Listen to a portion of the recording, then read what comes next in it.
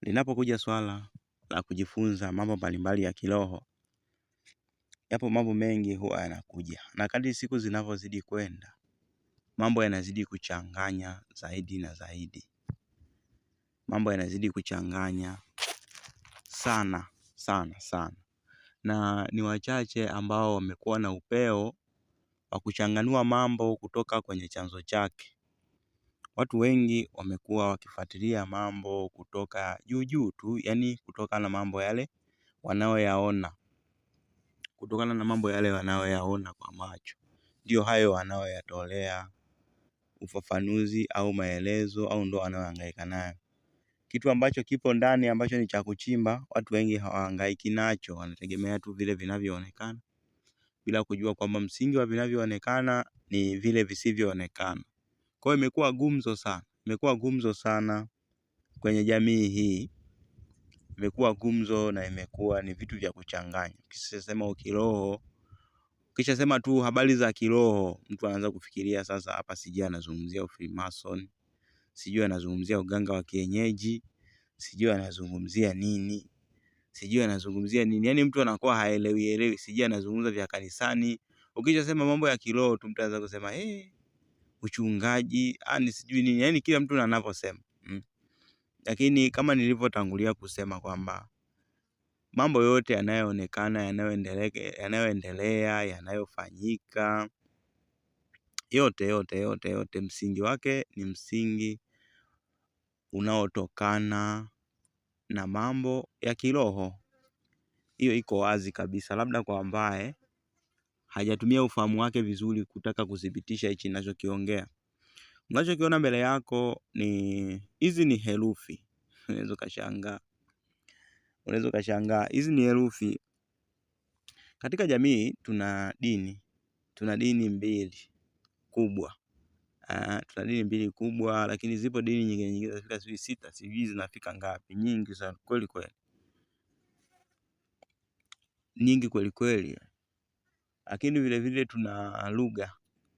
Kuna lugha hizi,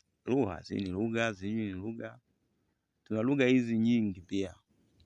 Lakini hicho unachokiona mbele yako ni alfabeti pia, ni alfabeti za lugha.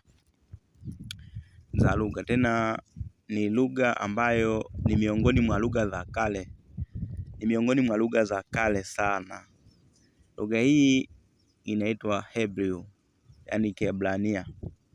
Sasa ukija katika maandiko ya dini, hasa dini ya Kikristo, utakutana na habari ambazo ziliandikwa kwenye scripture au kwenye niseme vipande. Yani kwa mfano kama watu wa kale walikuwa wana utamaduni wa kuandika maarifa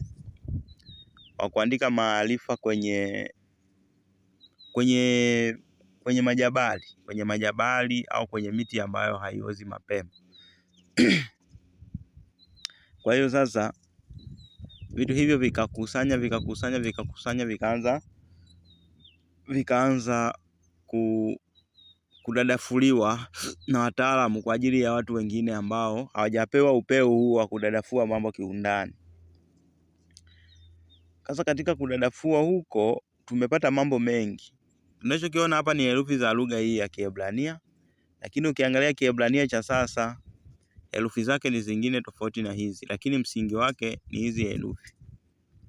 Na kila herufi unayoiona hapo inaelezea mambo mengi, Lugha hii ya kale ndiyo inasadikika na inasemekana na imeandikwa katika nyaraka za asili ambazo ni watu wachache tu wanaweza kuzifikia au wanaweza kujua kuhusiana na hizo habari za hizo nyaraka. Lugha hii ndio inasadikika kwamba zile mbao walizokuwa wanazihifadhi wana wa Israeli kwenye simulizi za Biblia ndio ziliandikwa kwa lugha hii ya kale sana. Ziliandikwa kwa lugha hii. Kwa mujibu huo, tulikuwa tunasoma kwamba Musa alikuwa anaenda milima ya Sinai kwenda kupokea maelekezo. Ukija kusoma habari za Solomoni utakuja kuona kwamba Solomoni naye kuna kipindi alikuwa akiomba kitu, anaweka karatasi hapo na kiandikio cha wino. Mara baada ya hapo anakuta kitu kimeshaandikwa tayari kwenye kile kitu alichokuwa amekiweka pale ili kiandikwe. Kilichokuwa kinaandika ni nini ndio hapa haijulikani. Lakini mambo haya sio kwamba eti yameisha. Mambo haya yapo hadi leo. Na bahati nzuri nimepata bahati ya kuyashuhudia kidogo. Nimepata bahati ya kuyashuhudia katika mazingira mbalimbali. Habari ya kwamba unalala unakuta kitu fulani kimeendelea. Kinaonekana hivi kwa macho kwamba hichi kitu si nilikuwa nakiota, mbona kipo huku tena? Yaani kipo katika uhalisia na nilikuwa nakiota. Mambo haya ni mambo ambayo yapo, sio kwamba hayapo. Ni vile tu unaweza ukawa umekaa sehemu ambayo huwezi kuona wala huwezi kudhibitisha habari hii, ila yapo. Lugha hiyo iliyokuwa inaandikwa na Solomoni, sijui Musa kwenye milima Sinai, hadi wana wa Israeli wakaja kubeba lile sanduku la agano. Ukisoma hii Biblia, muda mwingine Biblia usisome kama eti kwamba wewe ni Mkristo au sio Mkristo. Vitu vingine ni historia tu, zinasaidia. Yaani historia ni kitabu ambacho kina maarifa ya kiroho. Kimeandika maarifa ya kiroho. Kwa hiyo sio makosa kukisoma katika kuongeza ufahamu, hata katika mbinu zako za kiroho, kujiimarisha wewe mwenyewe kiroho. Kwa sababu wewe mwenyewe una roho ndani yako. Unachaje kusoma mambo ya kiroho? Kwa kitu chochote kilichoandika habari za kiroho, sio makosa kupitia habari yake. Kwa hiyo tunasoma kwamba kulikuwa na sanduku la agano mle ndani, walikuwa wanalitunza wana wa Israeli, walikuwa wanapigana na Wafilisti.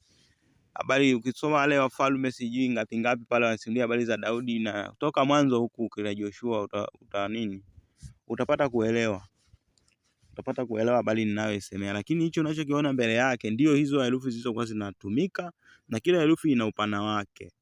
Na huwa kuna mkanganyiko kwamba ina maana ukitaka kutaja jina la Mwenyezi Mungu, ukitaja watu wa dini wanakuwa wanasema, huwa kuna mjadala mzito sana kwamba jina la Mungu ni lipi halisi.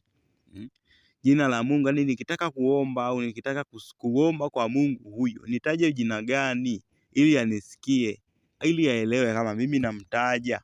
Ikiwa mimi ni lugha yangu ni lugha ya namna fulani, Kiswahili, lugha yangu mimi ni Kiingereza, lugha yangu mimi ni Kiarabu, lugha yangu mimi labda ni sijui Kiswahili, labda najua tu lugha yangu ya kuzaliwa nayo ya kikabila ni kikabila, sijui nitaje vipi, yani nitaje vipi? Basi ukija kuwaza kwenye mada hii utagundua kwamba kumbe issue sio kutaja tu, issue ni kumaanisha. Issue ni kumaanisha. Unamaanisha nini? Yaani unamaanisha nini? Lazima ujue kumaanisha. Sasa utamaanishaje habari ya Mungu? Ndio tunakuja tunapata hizi herufi. Hizi herufi zinawakilisha matendo tu ambayo ni matendo ya kawaida. Ni matendo ya kawaida katika maisha haya. Utaona jinsi tutakapokuwa tunajadili jinsi ambavyo ni matendo. Jinsi ambavyo ni matendo utapata kushuhudia wewe mwenyewe hapa sasa hivi. Utapata kushuhudia. Kwa hiyo kilichoandikwa hapa ni matendo. Ni matendo au ni vitu ambavyo ni uhalisia, ni vitu ambavyo viko hai. Mtavyoviona hapa ni vitu ambavyo viko hai. Herufi hizi zikipangiliwa katika mtindo fulani, kwa kuzitazama tu unaasirika. Roho yako yenyewe inaelewa hizi herufi kwa sababu nayo ni viumbe hai. Kila herufi ni kiumbe, kila herufi imebeba mamlaka. Kila herufi imebeba mamlaka inayotenda. Unapoitajataja ni sawa na vile ambavyo huwa unasikia katika dini ya Kiislamu kwamba herufi fulani siji majina ya baharatia ukiyataja katika mpangilio fulani kitu fulani kinatokea. Hadi kitu hicho kinaongelewa kwa watu. Sio kwamba ni story au ni habari ya uongo. Au ni habari ya uongo. Ni kitu ambacho ni halisi kabisa. Ni kitu ambacho ni halisi kweli. Majina ya baharatia na mitetemo ambayo ukiyataja kwa jinsi fulani unakuwa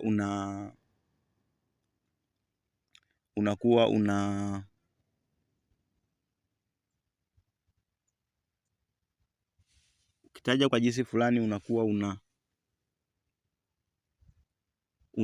unaita au unataja mambo ya mamlaka fulani. Na nikisha kufundisha kwamba kila mtu ni wa mamlaka fulani. Kila kiumbe ni cha mamlaka fulani. Yaani kila kiumbe, hata wewe, ni wa mamlaka fulani. Na ninaposema mamlaka, sio kwamba wewe ni wa ukoo fulani, sawa, lakini wewe ni wa mamlaka fulani. Ipo mamlaka ambayo wewe ni belongs to. Yaani wewe ni wa huko. Achana na undugu. Utakutana mwingine ameshazaliwa kwenye ukoo wa kina fulani, lakini yule na wewe mpo katika mamlaka moja. Upo katika mamlaka moja, umezaliwa katika mamlaka moja. Kwa mfano mamlaka labda ya milimani, mamlaka yenye nguvu za milimani, labda mamlaka yenye nguvu za msituni, labda mamlaka yenye nguvu za hewa, labda mamlaka yenye nguvu za maji. Kwa hiyo ni mamlaka hizo. Na kila mtoto unapozaliwa, hata kama mkizaliwa tumbo moja, kila mtu ni wa mamlaka yake. Wengine imezaliwa ni mamlaka ya ulinzi, ni mwanajeshi tu wa asili. Sasa mtu huyo asili yake ni kulinda, ni ulinzi asili yake. Yapo mambo mengi ambayo tunaweza tukayazungumza hapa katika mwanzo, lakini hebu tuangalie hizi herufi, tuziangalie hizi herufi. Kama nilivyokuambia, herufi hizi ni za lugha ya Kiebrania ambayo ni miongoni mwa lugha za kale zaidi katika uwepo huu. Imetumika katika tafsiri ya mambo mengi ya kiimani, na lakini pia leo tujifunze kidogo kuhusu lugha hii.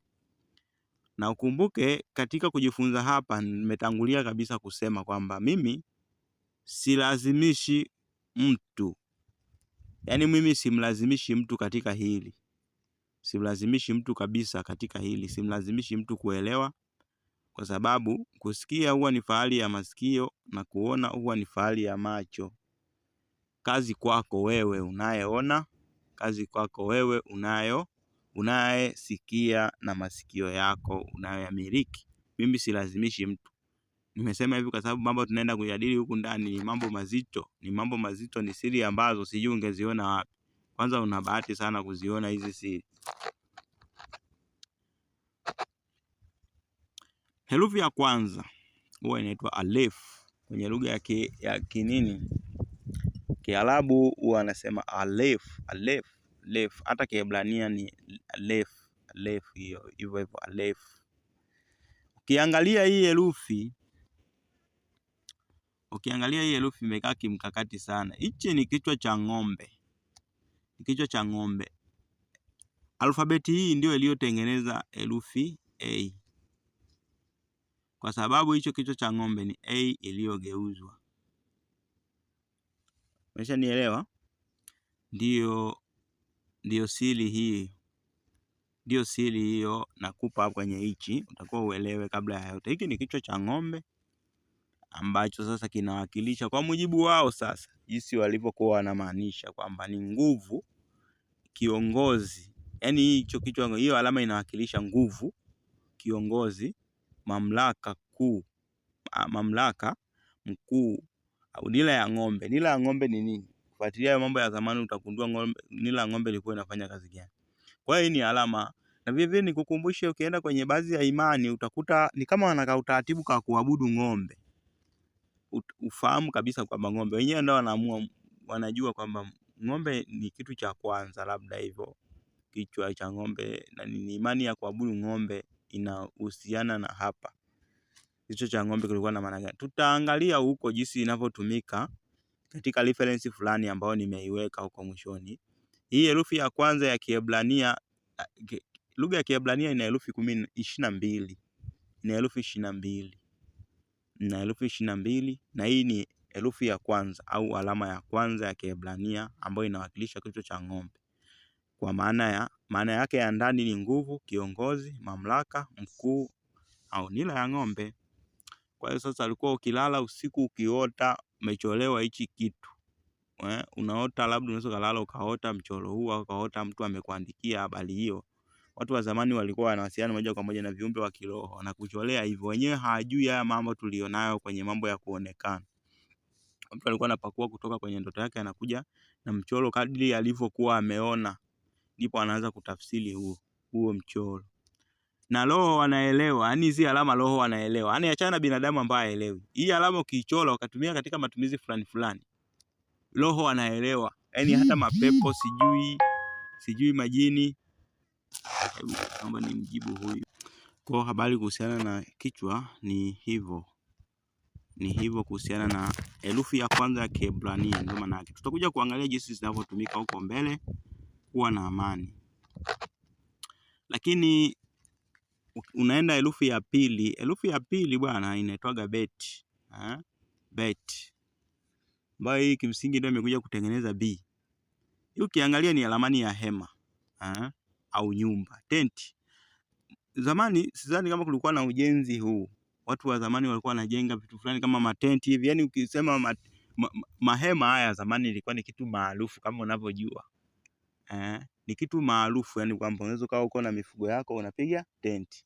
Na watu wa Mungu wa kale mara nyingi walikuwa wanashughulika sana na mifugo. Watu wa kale hao. Kwa sasa kwenye mifugo unaweza ukawa na malisho hapa, ukawa unahama, ukafika mahali ukapiga kambi hapo unaweka hema. Kwa sasa ilikuwa mtu ukiona alama hii au ukicholewa alama hii na viumbe wa kiroho, basi inakuwa inamaanisha mazingira namna hiyo, ramani ya hema. Kwa maana gani sasa? Maana ya ndani. Ramani ya ukicholewa ramani ya hema hiyo inakuwa inamaanisha ni nini?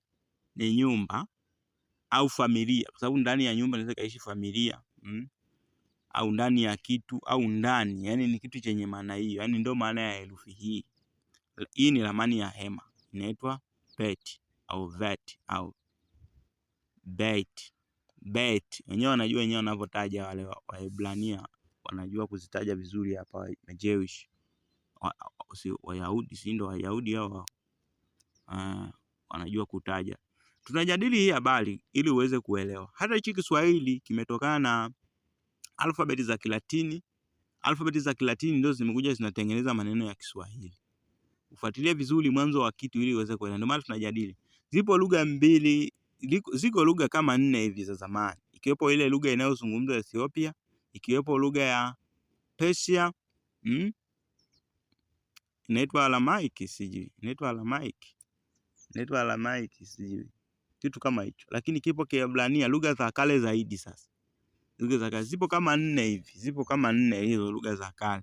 Ndio maana tunajifunza, tunataka kuelewa habari ya muktadha wa zamani. Ndio maana ukija kuambia kwamba watu wa zamani walikuwa na akili sana, kwa sababu watu wa zamani walikuwa anaweza kuona hii alama, akaona na ile alama fulani, akaelewa kinachomaanishwa. Tofauti na watu wa sasa hivi, ni watu ambao wapo tu wanategemea tu vile ambavyo tayari wameshatafuniwa, wanasubiri tu kumeza. Ndio watu wa sasa hivi jinsi tulivyo. Lakini ipo alama nyingine, hii alama inaitwa Gimel, wenyewe wanaita hivyo. Hii ikiwakilisha mguu wa mwanadamu, ikiwa na maana ya kutembea, kukusanya, kubeba mzigo au kutenda. Ndivyo jinsi. Kwa herufi hizi zilikuwa zikiunganishwa, unakuta herufi zimechanganywa. Kwa hiyo unakuta unaelewa kile kinachomaanishwa ni nini. Na walivyokuwa wana present hizi herufi hapa, ni viumbe wa kiroho. Ni viumbe wa kiroho kwa watu wa kale. Ndio hivyo vitu ambavyo vikaja kuja hadi leo hii tuna hizi alfabeti ambazo zimetengenezwa kwa tafsiri za sisi wenyewe wanadamu. Lakini tunaenda herufi nyingine, ni mlango wa hema, inaitwa Dalet. Utakuta mtu anaitwa Dali. Dali inawakilisha mlango, mlango wa hema. Ukiona hichi kimening'inia kama pazia, unaweza ukasema kama nyumba iko hivi kwa mfano, nyumba iko hivi sasa, kunakuwa ni kama kipazia kimening'inia hapo mlangoni. Unaelewa? Kwa hiyo kinakuwa kama kipazia, inawakilisha mlango. Tafsiri yake ilikuwa ndio hiyo kipindi hicho. Kwa mujibu wao. Lakini sasa sisi tunajifunza ili uweze kutusaidia kuelewa vitu. Nimewahi kuulizwa na mtu mmoja kwamba nawezaje kuelewa lugha ya ulimwengu? Huwezi kuelewa lugha ya ulimwengu ukiwa hauna akili hata ya kuelewa alama au hata ya kutafakari kitu. Yaani ni ngumu sana kuelewa. Naweza nikaendelea jambo fulani mbele yako la kiroho ili wewe uone, lakini wewe usione wala usijue. Sana kwenye kitabu cha Biblia pale wameandika kwenye simulizi ile ya Yesu, kuna muda fulani Yesu alikuwa anazungumza maneno kwamba anasema wanaona lakini hawaoni, wana macho lakini hawaoni, vitu kama hivyo kwenye Biblia. Yaani unaweza kuwa na macho Yaani unakuwa na macho lakini hauoni. Yaani hauoni.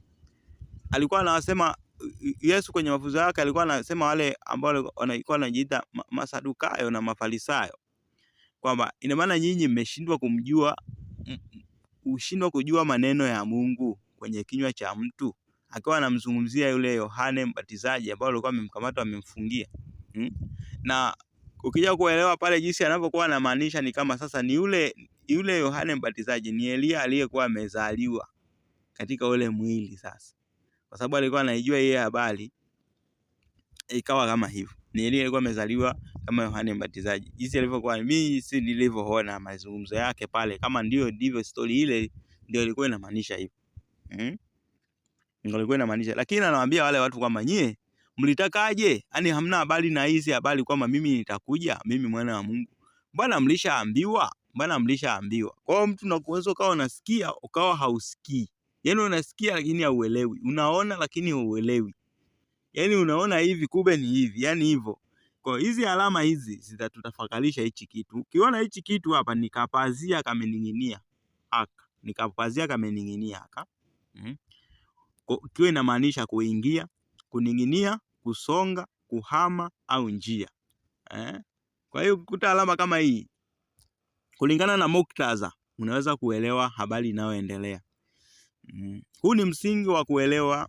Mmoja alikuwa ameniuliza habari ya kuelewa lugha za ulimwengu. Lugha za ulimwengu. Pamoja na kumfundisha ila nadhani na hii akiipata itamsaidia. Pamoja na hii akiipata itamsaidia sana. Itamsaidia sana kuelewa. Hii itamsaidia sana. Itamsaidia sana kuelewa. Lakini twende alfabeti nyingine ni hey. Mtu akisimama akinyosha miguu. Tazama miguu, akinyosha mikono. Tazama huku. Nione huku, nipo huku. Unaona? Mtu kanyosha mikono juu, maana yake tazama, angalia au kufunua au kuweka wazi au kupumua. Ndio alama ndio inamaanisha. Ukiona hivi ni kama kamchoro fulani kanaonyesha mtu amesimama amenyosha mikono juu. Maana yake ndio hii kama unavyoona. Lakini twende herufi nyingine, kigingi cha hema. Ukiona hivi hapa imekaa kama panda ile ya mti hivi, ambao unaweza ukachimbia hapo kasimika kwa ajili ya kuja kupitisha mti mwingine juu. Hivi wakati unatengeneza hema. Wakati unatengeneza hema. Yaani kama kiunganishi fulani. Yaani ni kama kiunganishi fulani hivi.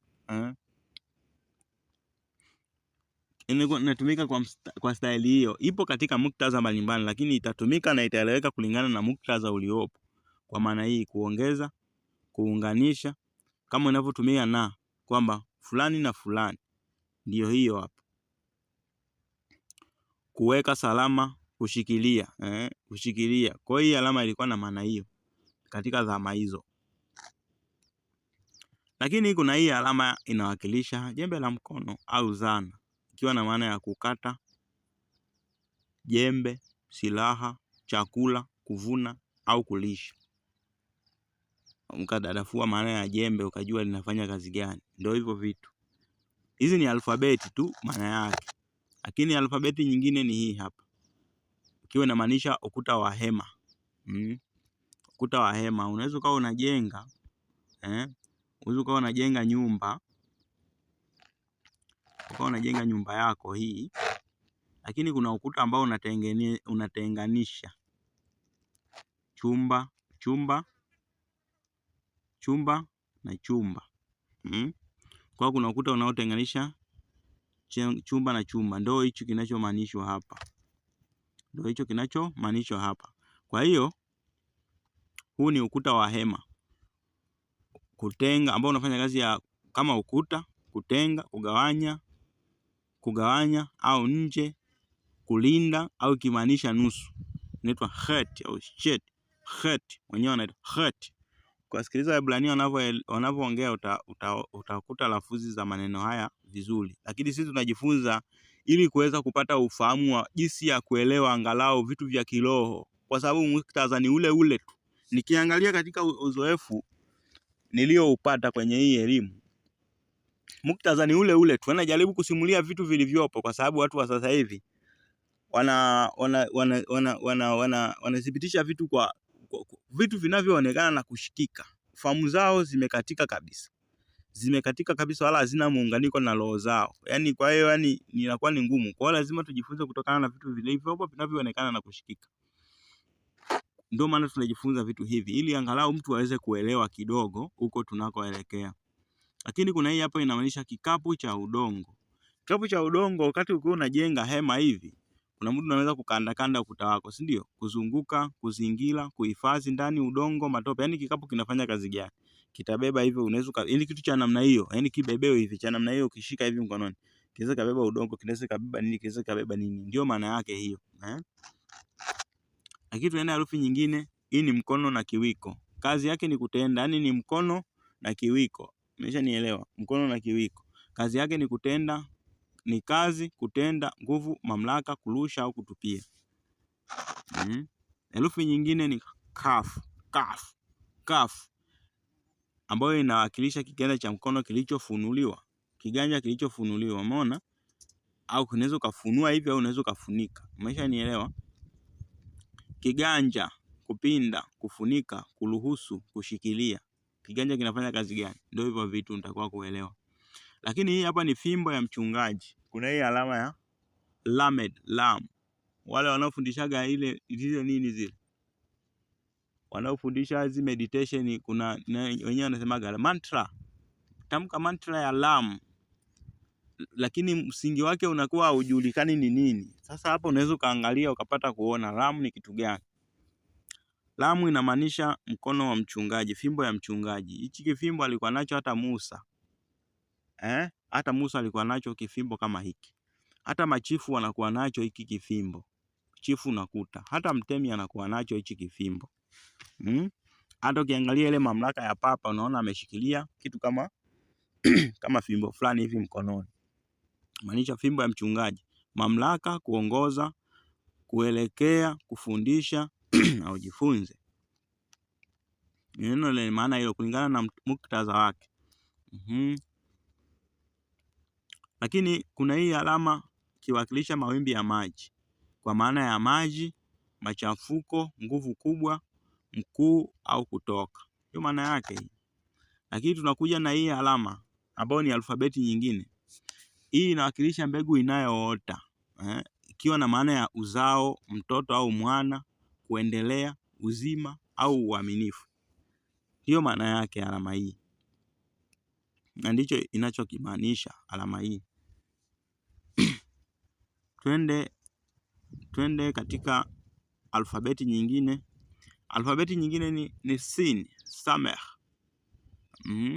Ambayo inawakilisha mwiba, nguzo, yani kama ile mambo jinsi unavyoipigilia, kwa mfano kushikilia kitu, Mambo, nikisema mambo unaelewa. Kile kigingi kinachopigiliwa, kwa mfano wale wanaofunga mbuzi hivi mtaani, unakuta amegongelea kwenye au amefunga kwenye mti ili mbuzi asiondoke, eti alikuwa amemshikilia kamba na mbuzi yake hivyo. Kushikilia, kutegemeza, kulinda, mwiba, kugeuza njia, yani hivyo. Yani ni kitu cha namna hiyo. Ndio maana ya hii herufi. Sasa utaona matumizi yake huko. Tutaangalia kidogo kwa muda nao huu. Lakini hapa tumeruka hapa. Tuje kwenye hii alama. Inaitwa ain. Iko na maana jicho la mwanadamu. Ain, ukiona hili neno jinsi linavyotamka la Kiebrania, yani hii ni lugha ya kale. Lugha ya Kiebrania ina takribani haina misamiati mingi kama zilivyo lugha zetu, kwamba ina misamiati sijui 200,000 sijui laki ngapi. Yenyewe ina misamiati takribani sijui 70,000 ngapi peke yake. Sasa uwezi ukasema eti ni utajiri wa lugha kwa kuwa na maneno mengi. Unakuwa na maneno mengi, Yani kwa mfano unakuta kitendo kimoja kinaelezewa kwa maneno mengi, afu tunasema kwamba ni utajiri wa lugha. Kwa mfano tendo la ndoa linaitwa tendo la ndoa, yanaitwa mapenzi, inaitwa ngono, hiyo inaitwa huo unaitwa umalaya, huo si ni uasherati, huo unaitwa sijui kujamiana, hiyo inaitwa kufanyaje, kuingiliana. Hilo neno moja lina misamiati yote hiyo, afu unakuja kusema ni usamiaji wa ni utajiri wa lugha. Huo sio utajiri wa lugha, ni kupotezana. Yaani ni kutoweka kwa linkation ya kizazi na kizazi, kwa sababu kizazi kilikuwa kinatumia lugha hii, kingine kitakuja na uvumi wa namna hii. Sasa huko ni kupoteana kwa muunganiko wa maarifa kati ya vizazi na vizazi. Ni kitu ambacho ni cha kisaikolojia na kitu ambacho ni cha kimkakati sana. Tofauti na lugha zingine. Lugha zingine zimebaki na misamiati yake. Ukienda Ethiopia utakuta wana lugha yao hiyo, inaandikika, inasemeka. Yaani hivyo nguvu ya Ethiopia ipo silini sana. Wale walioweza kufika Ethiopia sehemu za makumbusho wanaweza kaeleza hichi kitu kwa uwazi. Mimi sijawahi kufika huko. Lakini ni vitu ambavyo nafanikiwa kufahamu, kwa sababu macho yetu, kila mtu ana macho. Unaweza kaona usielewe, mimi naweza nikaona nikaelewa. Naweza nikaona nisielewe, wewe unaweza ukaona ukaelewa, ukanielewesha mimi.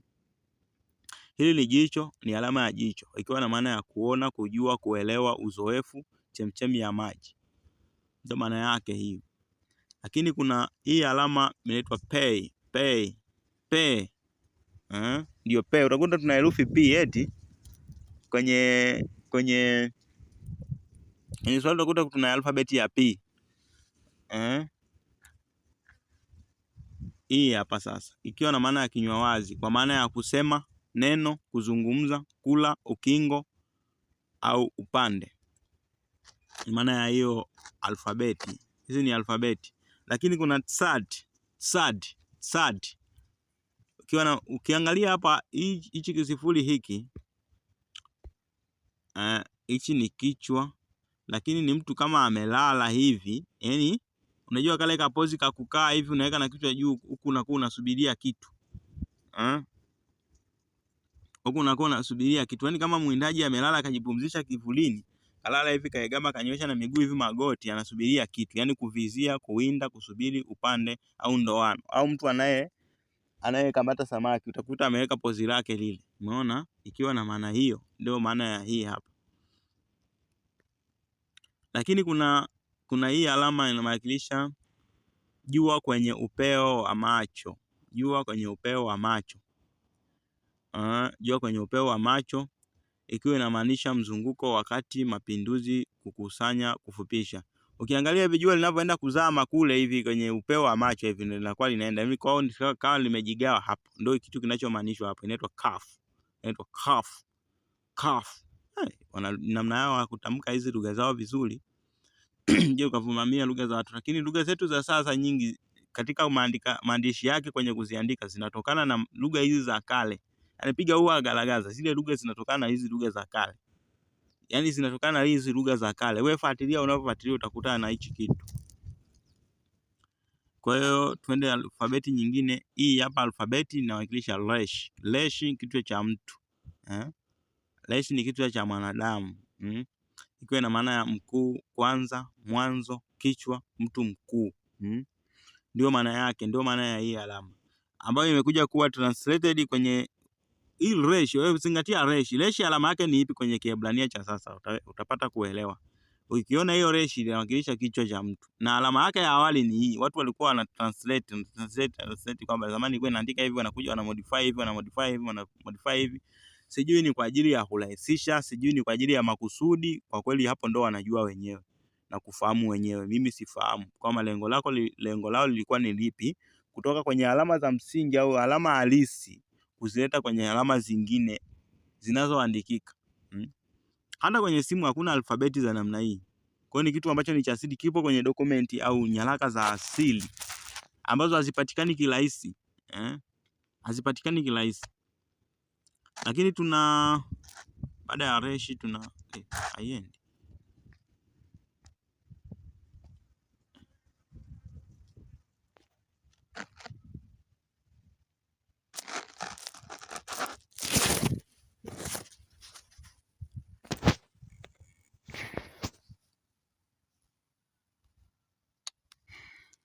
Naona mtambo wetu ulistaki kidogo, lakini tuendelee tu. Mtambo ulistaki kidogo, lakini tuendelee. Kwa hiyo inawakilishwa kichwa. Twende nyingine inayofuata ni shin au sin. Hii hapa ikiwa inamaanisha meno ya mbele. Haya meno mawili ya mbele haya na huko haya meno ya mbele haya. Meno ya mbele mawili haya ya mbele. Ikiwa na maana ya kusaga. Ikiwa na maana ya kusaga, kutafuna, kuharibu, kalili, kitu chenye ncha. Kitu chenye ncha. Ndio inawakilisha meno ya mbele. Sasa ukaanza kujadili kazi ya meno ni nini. Hapo unaweza ukapata maana fulani. Unaweza ukapata maana fulani ya kitu. Lakini twende alfabeti nyingine hii hapa, alama hii ya mwisho. Hii ni alama ya msalaba. Inawakilisha alama, ishara sahihi, yani saini, agano au mkataba au mwisho. Ndicho inachokimaanisha. Baada ya kusema hao, tumemaliza alfabeti zetu 22. Tuendelee sasa kujadili kile kilichotufanya sisi tufanye somo hili ili kueleweshana kitu gani sasa. Zaidi ya kipindi hiki ni kueleweshana jinsi ya ufahamu au kutafakari kuhusiana na alama au kuhusiana na mambo. Yaani kuna jinsi ya kuangalia mambo na kuyaelewa mambo. Yaani ukaona kitu ukafanya incarnation kichwani kwako. Yaani vitu vya kiroho muda mwingine havihitaji kuonekana. Yaani vinadhihirika tu kichwani kwa mtu katika ufahamu wa mtu peke yake. Ni kama vile wewe unaweza kaamua kumdanganya mtu, lakini ndani yako unakuwa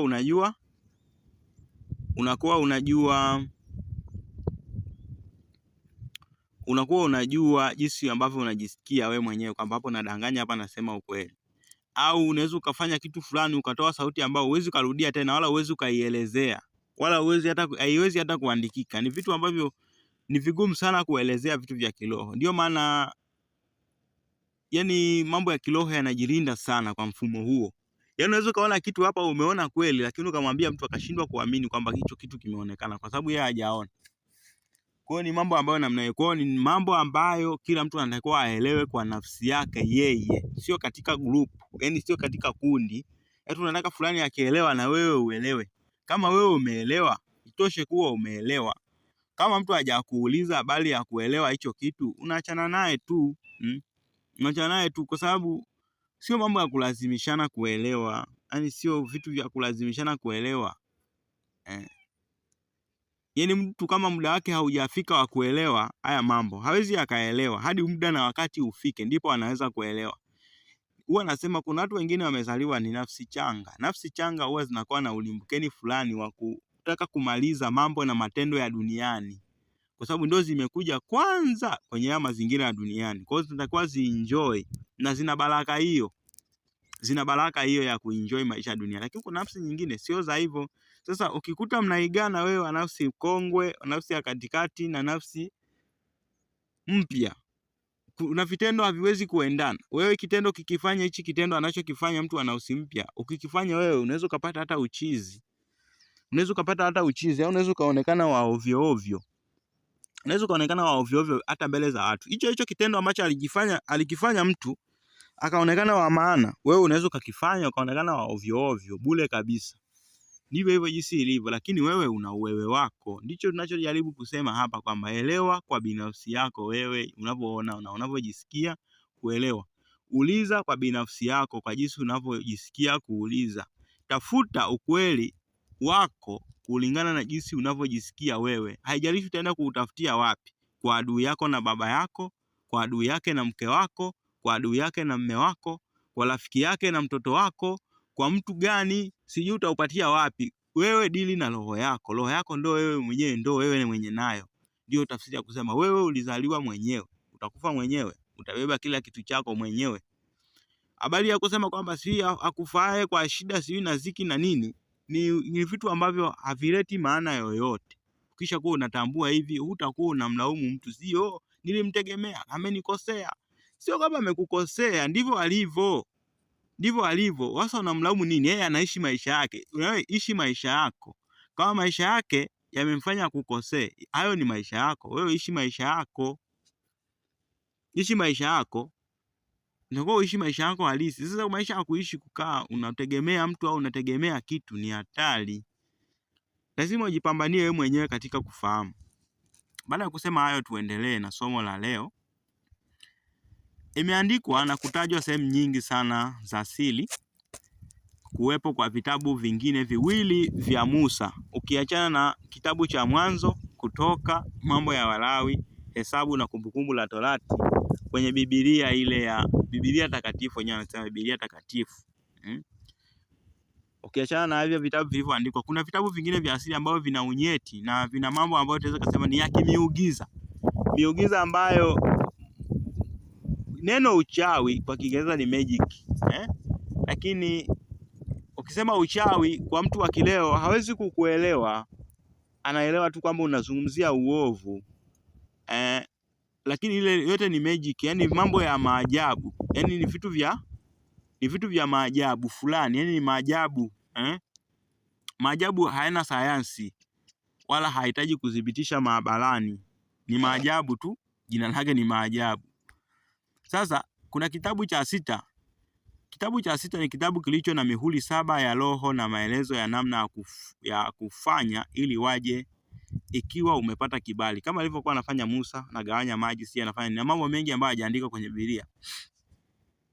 Lakini kitabu cha 2 kimeandika kuhusu meza 12 zilizotaja roho na mamlaka au sehemu 12. Hapa ndio utakuja kupata siri kwamba ili kwenye sanduku la agano waliloliandika kwenye Biblia walikuwa wanazungumzia kitu gani hasa. Sanduku la agano lilikuwa limebeba nini? Nini siri ya utajiri wa Solomoni? Kwa nini yule Sadoki anatajwa sana kwenye sehemu nyingi za kiroho, yule Sadoki? Hapo unaweza kupata kufahamu kinachoendelea kupitia hata Biblia yako. Hiyo tafakari tu kidogo, kulikuwepo kitu gani mle ndani?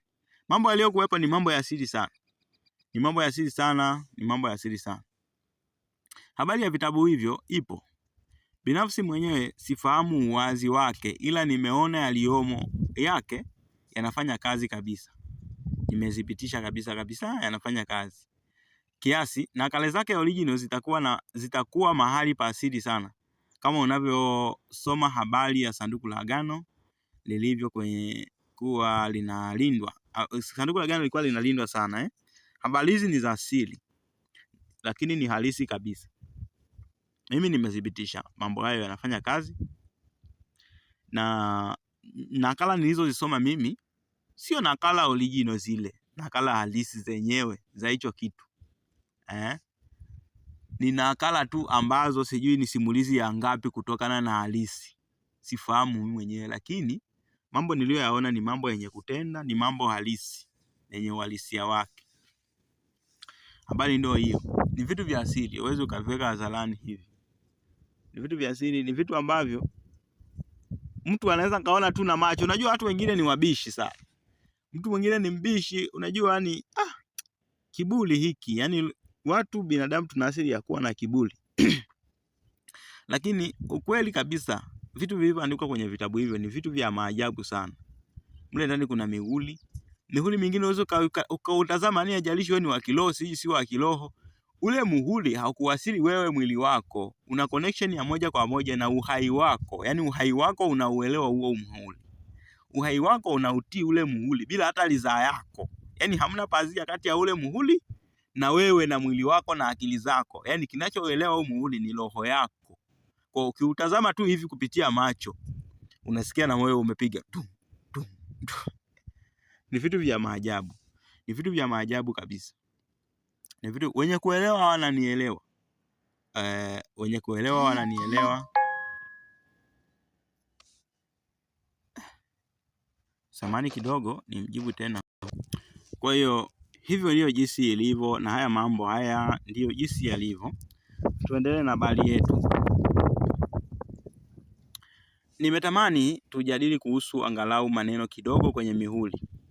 Muhuri sitauonyesha hapa wala maelezo yake yote, ila nataka ni kuandikia kidogo maneno kidogo. Ameeleza jinsi Musa alivyokuwa anamtaja Mungu hadi nia zake zinakuwa. Ilikuwaje? Watu huwa wana mjadala huu kwamba jina la Mungu tunamtaja vipi Mungu? Tunamtaja vipi Mungu sasa? Tunamtaja vipi Mungu? Unaona? Watu hujiuliza swali hilo, hujiuliza habari hiyo. Tunamtaja vipi Mungu?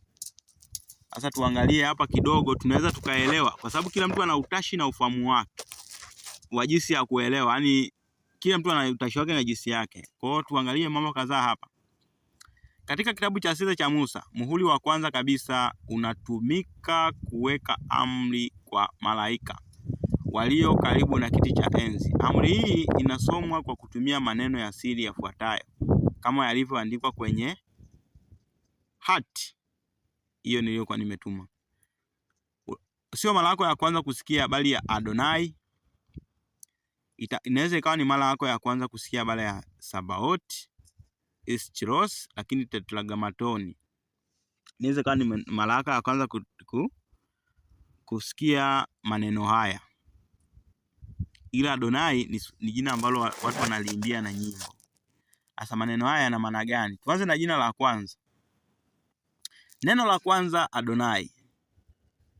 Hivi ni vitu ambavyo nimevichukua mahali jinsi vilivyo na kuvileta hapa. Neno la kwanza Adonai.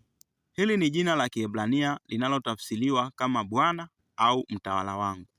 Uchambuzi wa herufi kwa herufi kutokana na picha ile ya kale. Moja, tunajifunza alif. Kwenye Adonai, jinsi ya kuandika Adonai nimeandika tu kwa kifupi hapa, lakini jinsi yake ya kuzipangilia zile alfabeti, ila nimekuja kukuambia hapa tafsiri zake hizi. Kuna alif ya kwanza, lakini ya pili ni dalet, ile dali ile kichwa kipazia. Alif ni ile kichwa cha ng'ombe, lakini kuna nun, mbegu inayoota, lakini kuna yod, mkono uliofungwa. Alif ikimaanishwa, ambayo ni kichwa cha ng'ombe, inamaanisha nguvu, kiongozi, mamlaka ya kwanza kama tulivyojifunza kule awali. Lakini kuna dalet, mlango wa hema, kuingia, njia, kufungua, upenyo. Lakini kuna nun, mbegu inayoota au samaki, uzima, uzao, kuendelea kwa kizazi. Lakini kuna yad, mkono uliofungwa, kazi, kutenda, nguvu iliyokamilika. Sasa ukisoma picha hizi kwa pamoja kutoka kulia kwenda kushoto kama kiumbe hai kimoja, unakisoma Adonai. Ikiwa na maana kwamba mamlaka ya kwanza inayofungua mlango, mamlaka ya kwanza alif inayofungua mlango dalet wa uzima unaoendelea nun, kupitia mkono wa nguvu yote. Ukisha kuwa umeandika hayo maneno, wajumbe wa mbinguni wanaposikia neno hili hawasikii sauti tu, wanaona mlango wa mamlaka kuu ya uumbaji ukifunguka kupitia mkono wa Mungu. Hiyo ndio tafsiri yake. Kwa hiyo unaweza kuyapangilia tu maneno tu hata usiongee, lakini ulimwengu wa kiroho unatii na jinsi ambavyo ipo. Zivyo jinsi mamlaka zilivyo. Ndio tafsiri ya kuheshimika kwa muhuri. Hivi unajua kwa nini muhuri unaheshimika? Unajua kwa nini muhuri unaheshimika? Muhuri unaheshimika kwa nini? Yaani muhuri wa mamlaka fulani unaheshimika. Au chata au tattoo, kwa nini zinaheshimika? Hiyo tattoo ni ya watu hatari sana. Ukiona mtu na tattoo hiyo ogopa sana. Unafikiri kwa nini kinaogopeka kile? Ni kutokana na uelewa na nguvu ya hicho kitu. Kwa hiyo sasa roho nao wanatii na kuelewa hivyo hivyo. Wakishaona kitu cha mamlaka fulani wanatii. Ndio maana watu wanavaa pete. Unakuta mtu amevaa ruby, unakuta mtu mwingine amevaa lingi ya dhahabu mkononi, unazijua zile lingi. Zile hivyo vitu ni mamlaka za kiroho. Nishafundishaga mara kibao kwamba hivyo vitu madini na nini ni mamlaka za kiroho. Kwa roho wengine hata vitu mbele visivyoonekana vinavyoona hivyo vitu vinakuja vinakutii wewe kwa sababu umebeba muhuri fulani. Na ni sana vile tunavyoangalia movie. Wanasema kwamba hata kama mtu amechakachua, ameenda ameiba muhuri wa mfalme, amejiandikia barua afa kagonga muhuri wa kifalme, basi majeshi yote yanatii muhuri wa kifalme. Acha tu na mfalme. Mfalme ni mtu tu, ni kama mtu kakupita, lakini mamlaka ni ya kudumu na inabaki kuwa mamlaka.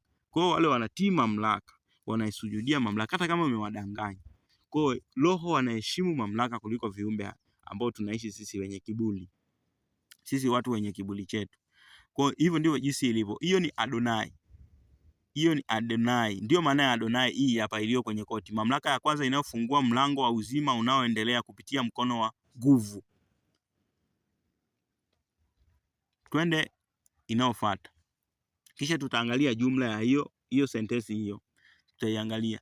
Neno hili katika maandiko ya kale linamaanisha Bwana wa majeshi au majeshi ya mbinguni. Jana siku moja nilikuwa nafundisha habari ya muundo wa atom. Nikasema atom ina proton, ina neutrons na electron. Ukikutana na watu wanafundisha si melanini, sijui 666 ile maana 6 melanini sijui nini melanini ni nini, jumla 18. Ganya kwa ngapi inakuwa 9. Ina vitu vingine hivi. Ni kuunganisha tu dots unapata majibu. Sasa neutrons zile jinsi nilivyozielezea kwenye ile somo la asili na sayansi ndio inamakilisha hii jeshi. Bwana wa majeshi, majeshi ya mbinguni ndio hizi neutrons. Vitu vinavyolinda mamlaka kuu. Uelewe hivi vitu huwezi kuvielewa bila kuwa na taarifa. Ndio maana ubongo wa binadamu umeumbwa au mtu ameumbwa kupata taarifa ili aweze kuzichakata na kuzijadili ili aweze kutimiza nia zake. Nia zake zinatimiaje? Yaani kujiamini kwako kunatimiaje bila kuwa na kitu kinachokupa kujiamini kwenye fahamu zako. Kwa lazima uwe na taarifa nyingi. Unaweza kukuta mtu anaongea kitu ukapinga bila kujua kwamba anaongea kutokea wapi. Wewe hujui, unaanza tu kupinga. Ni muhimu kuheshimu kila kitu jinsi kilivyo. Mimi sijasema namlazimisha mtu kuelewa au kuamini haya anayoyaongea. Lakini vitu ambavyo vitakuongezea ufahamu au namna ya kutafakari kuhusiana na haya mambo. Neno Sebaoti hii ni neno linalomaanisha Bwana Mungu wa majeshi. Sayari ya maazi katika anga hili, katika ulimwengu wetu sisi hapa, mamlaka yetu ipo huku. Mamlaka kubwa ya majeshi ipo ni kiumbe cha sayari ya maazi. Mambo mengine ni ya ndani. Uchambuzi wa herufi kwa herufi. Sadi tulisema ni mtu ambaye amelala kwa upande, anavizia kuwinda, kusubiri kwa lengo la kulinda upande. Umeelewa? Sebaoti hiyo. Elewa hiyo. Lakini kuna nyumba, hema. Beti tulisema ni hema, ramani ya nyumba, familia, ndani, mahali salama. Lakini kuna refu, kichwa cha ng'ombe, nguvu kuu tukufu. Huo unaelewa sasa. Kigingi cha hema, kuunganisha, kushikilia kwa usalama. Lakini tu alama ya msalaba, agano la mwisho wa jambo au muhuri. Kumbe Sadi ni jeshi la ulinzi. Mtu analinda. Analinda nini? Analinda makazi. Makazi ya nini? Makazi ya nguvu kuu. Lakini unakuja kukuta hapa kigenge cha hema, yeye ndio kiunganishi, kwa sababu yeye ndio analinda. Wewe mgeni ukifika pale, utakachoanza kukiona cha kwanza ni ulinzi. Kwa ulinzi ndio unatakiwa kupeleka nini? Information ndani kwamba mkuu, kuna kitu huku. Vipi? Tukiruhusu au namna gani? Sasa nasema hivi na hivi. Kwa kinakuwa kama kiunganishi, kigingi cha hema, kuunganisha, kushikilia kwa usalama. Umenielewa? Aina msalaba. Amri sio vipingika. Haya, tuangalie maana yake hapa. Malaika wanapotajwa kama Sebaoti, maana ya picha hizo kwa ukamilifu ni walinzi waliolala upande wa nje wa nyumba wakiwa na nguvu kuu iliyounganishwa na kulindwa chini ya alama ya agano. Ni mkataba huo wa maisha yao yote, lazima wawe hivyo. Hili sio jeshi la fujo, ni mfumo wa ulinzi wa kiagano unaolinda kiti cha enzi cha Mungu na siri zake. Hakuna kiumbe chochote cha kiroho kinachoweza kuvunja ukuta huu wa Sebaoti. Habari ya watu wa makanisani kusema kwamba tunanena kwa lugha. Sasa hiyo lugha wanaokuaga wanaimaanisha wao ni hizi maneno. Sebaoti sijui ni nini. Yapo mengi. Nimechagua tu hiyo sentensi na kutuielezea hapa. Yako mengi. Wangepata kufahamu ile habari zile ninazozijua mimi hizo, sijui ingekuaje. Lakini jinsi wanavyokuwa wanatajataja tu, wengine hata bila mpangilio maalum. Wanatajataja tu wakijua tu ni lugha ambayo watu waelewe. Ndio hiyo anasema kunena kwa lugha Sebaoti. Sasa haya maneno yanapangwa kwa mfululizo wake akiwa na maana fulani. Kwa hii ndio Sebaoti. Tuendelee. Neno lingine. Neno la tatu. Neno la tatu, Hili ni neno linalotokana na lugha ya asili inayochanganya asili ya Kiebrania na Kigiriki cha kale chenye maana menyu zote zilizoshindika. Unajua hata Kigiriki kuna namna fulani ni lugha ya kale. Si ipo kwenye zile lugha 4, yani hapa ndo nimesahau vizuri. Dokumenti yake hapa sina. Kwa sasa tunakuja kuangalia, yani kitu tunachojifunza hapa. Huenda hiki tunachojifunza sio uhalisia ule wa original, lakini hicho tunachojifunza hapa tunachokiangalia ambacho kimeandikwa na watu kinatutafakarisha na kutufundisha jinsi ya kuelewa mambo. Baada ya hapo tutakuja kukufundisha huko mbele vitu vingine vya msingi. Uchambuzi wa herufi kwa herufi. Asili ya Kiebrania. Kiliami. Ili kulielewa kwa ukamilifu wa herufi zetu, tunalitafsiri kupitia sauti za mizizi za Wakiebrania unaoendana: ish, mtu mwenye nguvu, moto; koleshi, kiti cha enzi, mamlaka ya jua. Tunaanza na yod, mkono ambao una kazi ya kutenda. Tunaanza na shin, meno ya mbele, kusaga. Lakini kuna kaf, kiganja kilichopinda, kushikilia, kufunika kwa ulinzi. Leshi, kichwa cha mtu, kiongozi mkuu au mwanzo. Hiyo wao, kigingi, kuunganisha kwa usalama. Lakini kuna thamek, mwiba, nguzo, kutegemeza na kulinda. Tuangalie maana yake.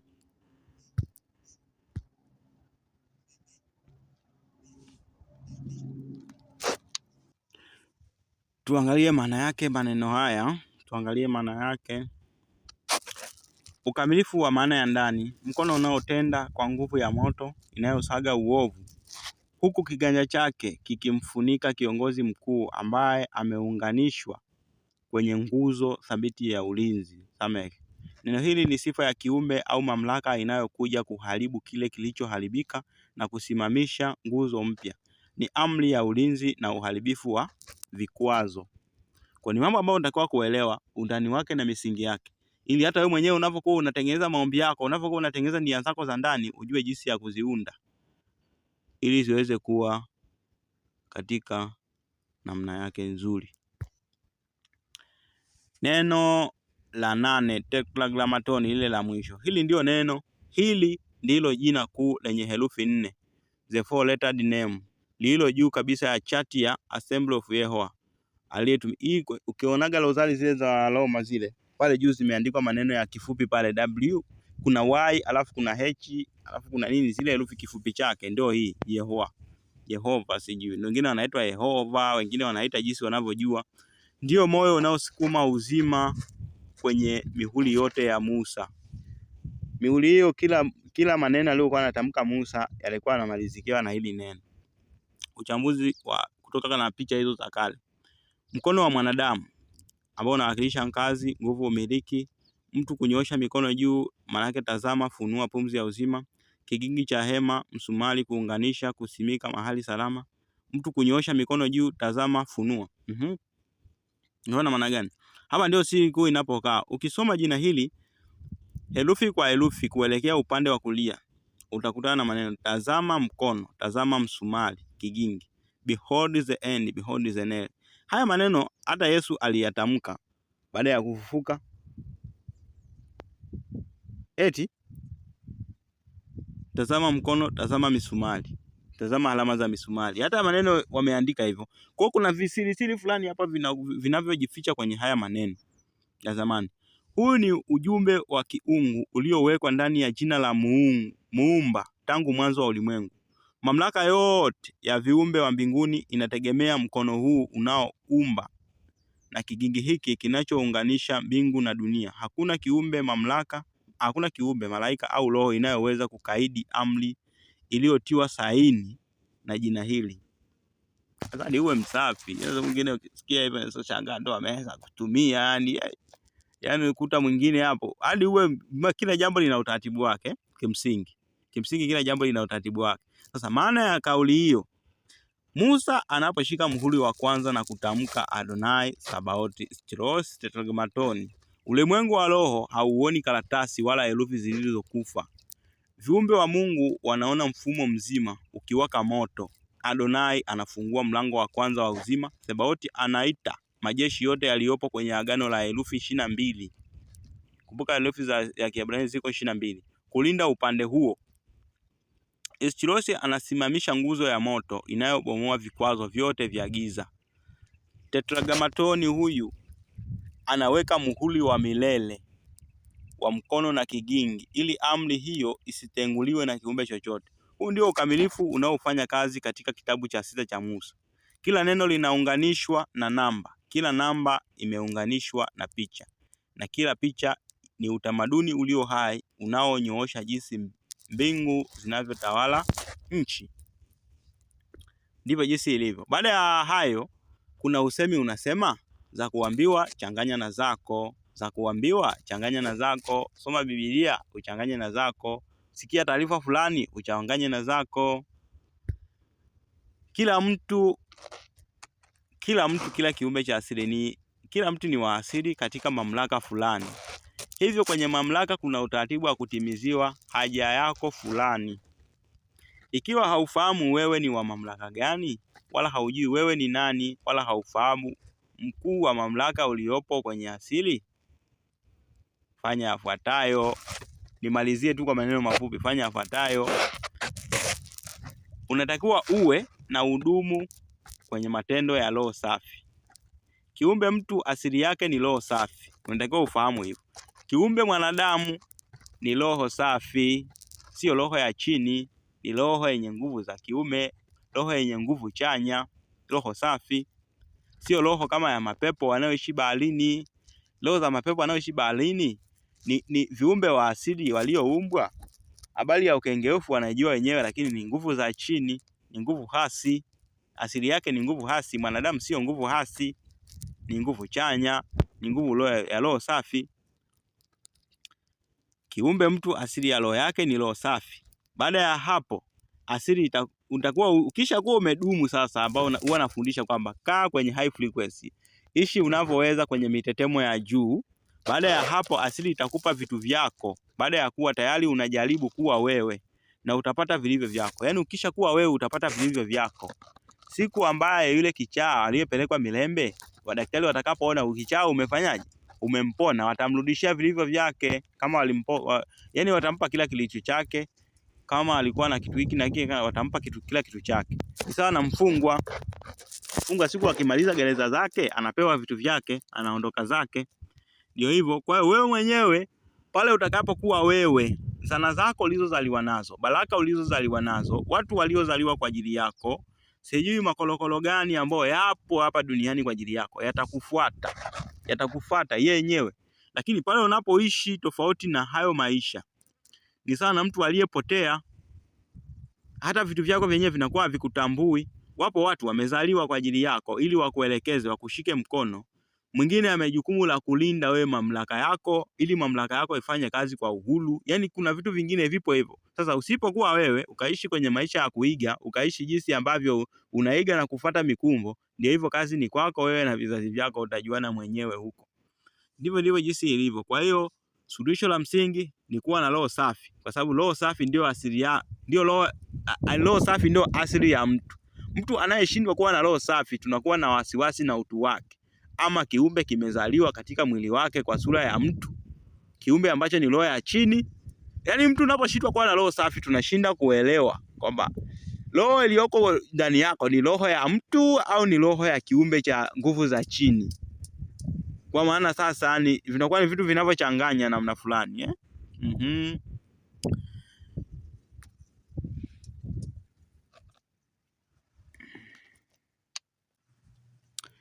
Baada ya kusema hayo, tuendelee. B. Jifunze kuomba kwa mamlaka yako ambayo imekuwepo kwenye mwili wako. Ikiwa kabla hujafa, unatakiwa ujifunze kuomba kwa mamlaka yako ambayo ipo kwenye mwili wako. Ikiwa bado haujafa, unaishi, wakati bado upo hai unaishi, unatakiwa ujifunze kuomba kwenye mamlaka yako, kwa sababu wewe ni wa mamlaka fulani. Kwa hiyo unatakiwa ujifunze kuomba kwa mamlaka yako, nia zako unazozitaka. Na sasa unafanyaje ili kuilenga yenyewe? Tambua kuwa wewe binafsi, wewe mtu mwenyewe anaweza kujua kweli yake, yani unaweza ukajua kwamba hapa nadanganya, hapa nasema ukweli. Wewe ndio unaweza ukajua. Kwa wewe ndio unayeweza kupangilia nia yako kwamba hapa nataka, hapa sitaki. Yani ni sawa na viumbe, yani sana viumbe wenzetu hawa, jinsia ya kike, anaweza kawa na kitu fulani anataka lakini akaonyesha kama hataki. Yani sehemu ambayo anatakiwa aombe msamaha, anaanza kuonyesha tu vitendo tu msamaha. Yani tu msamaha, ila kusema samahani hataki kusema samahani. Yani kwamba kujishusha, yani sijui namna gani. Kwa hiyo wewe mwenyewe ndio unayejua jinsi roho yako ilivyo, jinsi ya kuchannel nia yako vizuri.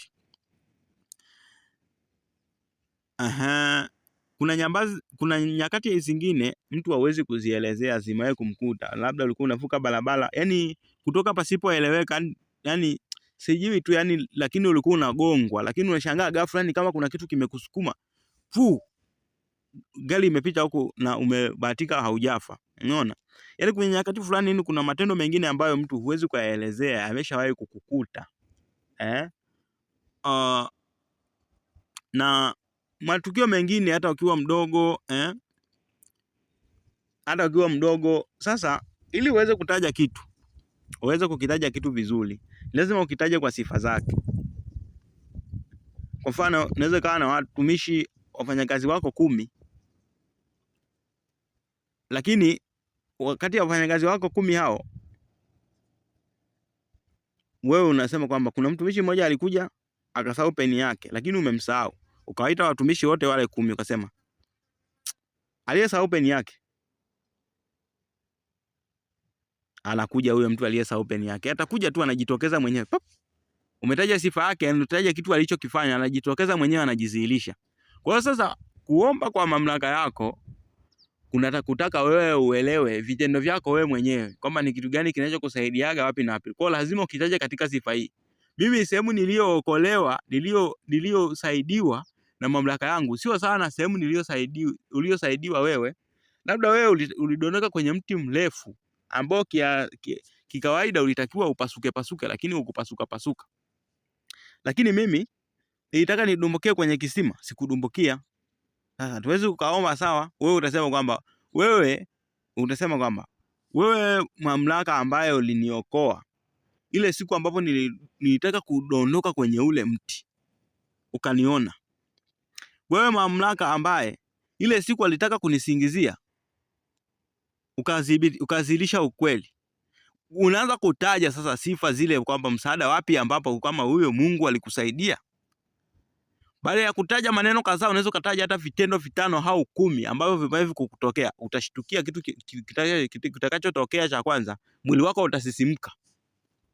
Mwili wako ukisisimka, ujue sasa hapo sasa ndio mlango umefunguka. Anza kutaja nini? Anza kutaja nia zako. Nataka hivi na hivi na hivi na hivi na hivi. Wewe taja vitendo hata vile vya ajabu vile ambavyo yani wewe uliyefanya hivi na hivi, mpaka wewe mwenyewe utashangaa mwili wako unasisimka. Mwili ukishasisimka, maana yake sasa sisi mimi nilikuwa nasoma tayama. Maana yake sasa kama ni umeme tunasema taa iko on. Yani hiyo ni on. Umeme umekuja ni on. Kwenye programming yenyewe anasema boolean. Hizo ni boolean, kuna true na false. Kweli na uongo. Kwa hiyo ukisisimka inakuwa ni kweli, yani ndio on, ndio taa imewaka hivyo. Ni kitu ambacho huwezi kuona. Ukishasikia tu mwili unasisimka, yani mwili unasisimka. Na ukishataja vitendo vile, kwa siku ile nilikuwa naogopa lakini nikawa hivi, unashangaa hata mwili unasisimka, unaitikia wenyewe. Jiwa tayari, mlango umefunguka. Anza kutaja nia zako. Unataja nia zako A B C D nini. Ndivyo hivyo jinsi ambavyo mtu unaweza ukafanya mawasiliano. Lakini sasa kile unachokiomba kinawahi kuja kutokana na kiwango cha roho yako, usafi wa roho yako. Kusikika kwako, kusisimka kwa mwili wako inategemeana na usugu wako wa kiroho. Kama wewe ni sugu sana, msisimko hautauona hadi ujenge tabia na maadili ya kiroho safi, ndipo utaanza kuona msisimko au ishara za kiroho au mambo ya kiroho. Baada ya kusema hayo, leo ilikuwa ni siku njema sana. Nimesema tuongea mambo kwa ujumla. Hichi kipindi kimekuwa kirefu, ningeweza hata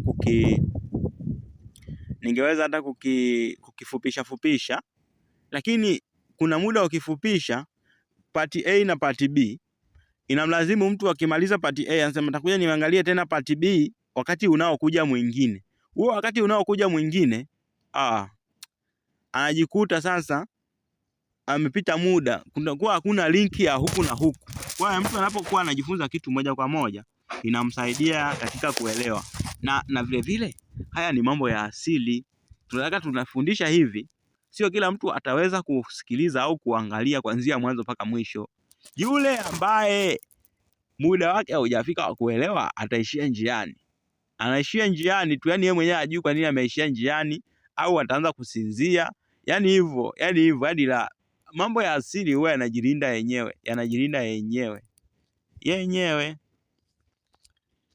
Mimi nikutakie wakati mwema na heri iwe juu yako kwa kukaa na mimi muda wote huu hadi mwisho.